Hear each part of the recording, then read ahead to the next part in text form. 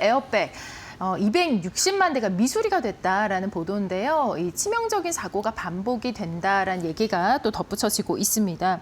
에어백 리콜을 했는데 이 상당수 완성차가 이제 그대로 또 가다가 또 사망을 하거나 이런 사고들이 계속해서 반복이 되네요. 이 뭐 리콜 에어백 소식은 사실 뭐 저희가 저번에도 히든글로벌에서 전해드린 바가 있는데 이 부분을 또 월스트리트 저널에서 주목한 이유가 있겠죠. 예. 그 월스트리트 일종의 탐사 보도로 이제 어제 기사를 냈습니다. 그러니까 지금 전체적인 개요는 지금 들으신 것 같은데 결국은 우리가 이제 그 리콜이라는 건 차량에 문제가 있다라고 이제 생각을 해서 그걸 차주에게 소유주들에게 이제 전달하면 소유주는 그의 바탕으로 해서 이제 차를 수리하는 것이 당연한 수순인데도 불구하고 월스트리트저널이 이제 미국 연방도로안전청에 대한 데이터를 분석해서 봤더니 좀 전에 말씀드린 대로 무려 엄청난 수량의 자동차가 수리하지 않은 상태로 달리다가 사망하기도 하고 치명적인 사고를 겪기도 한다는 점을 갖다 밝혀냈습니다. 이 점은 사실은 자동차 업계, 완성차 업계 중요한 어떤 변곡점이 될 수 있다라고 여겨집니다.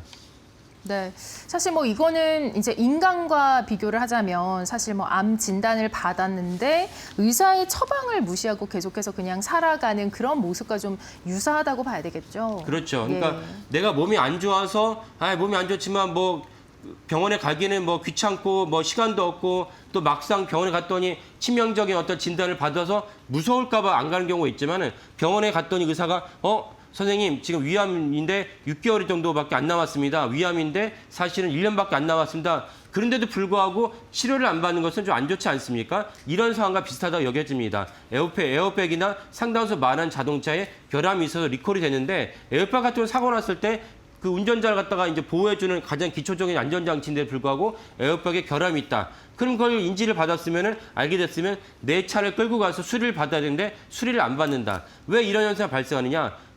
도로연방교통청에서는 리콜을 갖다 강제할 수 있지만 그 통보한 차를 갖다가 수리가 됐는지 수리가 안 된 차를 갖다가 달리지 못하게 하는 그런 권한이 없다는 것입니다. 이 틈새가 엄청나게 생각보다 커서 많은 운전자들이 사실 무시하고 달리다가 목숨을 잃기도 하고 치명적인 사고를 당하기도 한다. 이런 법적 사각지대를 갖다가 월스트리트저널이 밝혀냈습니다. 이게 사실 언론의 중요한 역할이기도 한데 이 점을 완성차 업계에서 인지를 하고 뭔가 다른 대책을 세우겠다라는 생각이 듭니다. 수리를 강제할 권한이 없다는 게 좀 놀랍습니다. 자, 여기에는 이제 현대차와 기아도 해당이 된다고요. 예, 맞습니다. 그러니까 좀 전에 말씀드린 그런 제너럴 포드, GM 모터스, 제너럴 포드, 그다음에 이제 메르세데스 벤츠 뭐 이런 차들이 다 있고 당연히 현대차와 기차도 있습니다. 현대차, 기아차가 이제 세계 3위 완성차이기 때문에 거기에 수많은 리콜 대상에도 포함됩니다. 여기에서 이제 그 월스트리트저널의 기아차를 예시로 들었는데 에어백 리콜 요구했지만 차주가 그대로 다니는 경우가 약 37%라는 겁니다. 월스트리트저널이 전체 도로연방교통안전청의 데이터를 분석했더니 약 15만 4천 대의 기아차 중에서 그 에어백이 문제가 있다는 것이 발견됐는데 37%가 수리하지 않고 다니고 있다는 것을 보도했습니다. 그러면 수리하지 않고 다니다가 사고가 나면은 에어백이 운전자와 승객들을 보호하지 못하니까 그럼 그대로 직사하는 경우도 생긴다는 것입니다. 이 점을 기아도 현대차 그룹도 인지를 하면서 새로운 서비스를 갖다가 제시해야 되지 않을까 생각합니다. 네, 37%면은 사실 뭐 3분의 1에 해당한다라고 이렇게 보여지는데 적은 수치가 아닙니다. 예, 기아에 대한 조사 분석인데 이 현대차에 대해서도 사실 뭐 연속적인 리콜을 저희 히든글로벌에서 많이 전해드린 바가 있었는데요. 이 리콜의 사각지대가 있다라는 점을 오히려 좀 활용을 해보면 어떨까 싶은데요. 예, 맞습니다. 그러니까 우리가 현대차가 사실은 틈새 시장으로 해서 계속해서 그 사세와 규모를 확대했습니다. 우리나라 70년대 포니를 갖다 만들면서 완성차 시장에 뛰어들었는데 그때만 해도 우리나라는 후진국이었고 사실 자동차를 만들어서 생산 있겠느냐 그런 비난을 많이 받았습니다.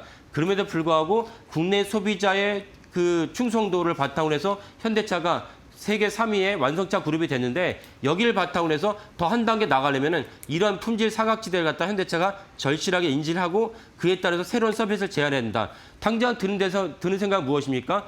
리콜을 갖다가 인지받은 통보받은 차주가 해당 차량을 갖다가 수리한다면 수리를 갖다가 현대 기아차의 서비스센터 갈 수도 있지만은 그렇지 않고 수리를 했다는 영수증만 갖고 왔어도 그에 따라서 추가로 인센티브를 갖다 지급하는 방식을 도입하기만 해도 현대차, 기아에 따른 리콜 대상으로 통보받은 차주가 다른 차종보다 훨씬 많은 그 수리를 갖다 하는 비율이 올라갈 것이다. 그러면 그만큼 사망사고도 줄 것이고 교통사고에 대한 부상도 줄 것이니까 이 점을 현대차 그룹이 진지하게 받아들이면 좋겠다라는 생각이 듭니다. 네, 그런데 뭐 최근에 이 현대차 현대차 그룹이 테슬라에 비해서 좀 뒤처지는 그런 흐름을 보이고 있다고요? 예. 예. 사실은 뭐 현대차 그룹뿐만 아니라 테슬라를 제외한 전 세계 완성차가 다 완전 자율 주행차 입장에서는 기술적으로 뒤쳐졌습니다. 일론 머스크가 앞서 나갈 때 완성차 입장에서는 사실은 이제 넉넉한 입장을 시각을 바라고 있다가 뒤처졌습니다. 많은 분들이 이제 인터넷으로 보셨겠지만 테슬라의 FSD를 갖다가 장착한 차량에 대한 시승기가 인터넷에서 떠돌고 있습니다. 저도 1시간 정도 분량을 보면서 충격을 받았습니다. 골목길을 주행하는데 택배기사가 내립니다. 그 내린 거 인지하면은 그 테슬라의 FSD가 택배기사를 인지하면서 느리게 가면서 우회합니다. 대단한 점 아닙니까? 이런 점에서 현대차가 다른 완성차처럼 FSD 입장에서는 그 기술력이 딸리는데 만약에 테슬라가 지금 있는 FSD를 갖다가 대당 7천만 원, 8천만 원 정도에 장착을 했는데 이 FSD를 갖다가 5천만 원, 4천만 원 내린다면 현대차를 비롯한 완성차 입장에서는 재앙이 될 수밖에 없습니다. 이럴 때 현대차 입장에서는 아까 말씀드린 수리 보상제로 또 한 번 고객의 어떤 편의성을 갖다가 이제 증대시켜야 되지만 또 하나 중요한 대목은 무엇이냐면 그렇다면 이거는 미봉책이지 근본적인 해결책이 아니지 않습니까? 그래서 FSD에서 늦어진다면 현대차 입장에서는 차라리 테슬라의 용역기업 또는 애플의 용역기업 한 5년 전에 애플의 아이카를 갖다가 현대차 의뢰한다는 보도도 있었습니다. 그래서 그때 한번 현대차 그룹의 주가가 점프를 했었는데 그런 맥락으로 용역으로 사실 현대차가 한번 이 난관을 돌파하는 것도 좋지 않을까라는 생각을 합니다. 네, 여기에 이제 지금 뭐 호화이정밀공업, 폭스콘 그리고 TSMC까지 좀 현대차와 비교되는 주가의 흐름이 나타나고 있다고요. 예. 그 제가 제안한 것을 갖다가 현대차 그룹이나 현대차 주주들 입장에서는 너무 이렇게 우습게 넣기실 필요가 없습니다. 지금 화면에 나오신 대로 용역의 대표적인 기업이 TSMC죠. TSMC랑 이제 홍화이 정밀 이거는 이제 팍스콘인데 두 기업의 5년 주가를 보면은 현대차보다 훨씬 높은 주가 수익률을 볼 수가 있습니다. 23년부터 이 두 기업이 현대차의 주가를 갖다가 아웃퍼폼했는데 이때가 무슨 시기였냐? AI가 이제 뿜어 나오면서 TSMC가 그 홍화이 정밀공업이 AI 수혜주를 말면서 주가가 이제 점프했습니다. 수익률만 보더라도 두 기업의 수익률은 160% 넘지 않습니까? 근데 현대차는 5년 수익률이 66%입니다. 훨씬 100%보다 수익률이 언더퍼폼했는데 이 점을 갖다가 중요하게 여기면서 사실은 앞날을 모색을 해야지 이것도 사실 다른 완성차가 먼저 뛰어들면 기회가 없다는 것도 중요하게 여겨야겠습니다.